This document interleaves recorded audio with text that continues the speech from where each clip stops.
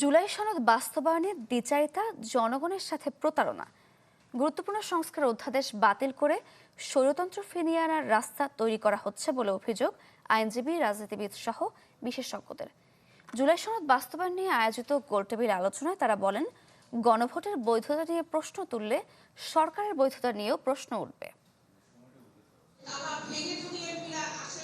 রাজধানীর জাতীয় প্রেসক্লাবে জুলাই সনদ বাস্তবায়ন আদেশ, আইনি ও রাজনৈতিক চ্যালেঞ্জ নিয়ে গোলটেবিল আলোচনা, যার আয়োজক নেক্সাস ডিফেন্স অ্যান্ড জাস্টিস নামের একটি সংগঠন।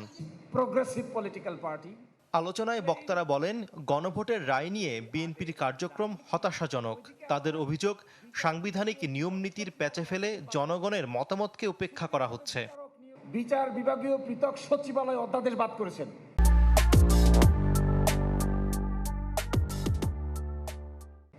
সুপ্রিম কোর্টের বিচারক নিয়োগ অধ্যাদেশ বাদ করেছেন। এর মানে কি, সবগুলোকে আবার করায়ত্ত করতে চায়। তারা সংস্কার মতো এজেন্ডাগুলো থেকে কি উদ্দেশ্যে দূরে সরে আসছে? এই প্রত্যেকটা আপনার সুশাসনের জন্য এবং ফ্যাসিস্টকে রোধ করার জন্য প্রয়োজন। বেছে বেছে বেছে বেছে তারা ওই অধ্যাদেশগুলি বাতিল করে দিয়েছে। যদি নির্বাচন কমিশন আইন লঙ্ঘনকারী হয়ে থাকেন, সংবিধান লঙ্ঘনকারী হয়ে থাকেন, তাহলে এই প্রতিষ্ঠানের কাছে আপনারা শপথ নিলেন কেন? জুলাই সনদকে অস্বীকার করার মাধ্যমে নতুন করে স্বৈরাচারী সরকার প্রতিষ্ঠার পথ তৈরি হচ্ছে বলে মত দেন বক্তারা। বলেন, নতুন বাংলাদেশে এমন উদ্যোগ মেনে নেবে না জনগণ।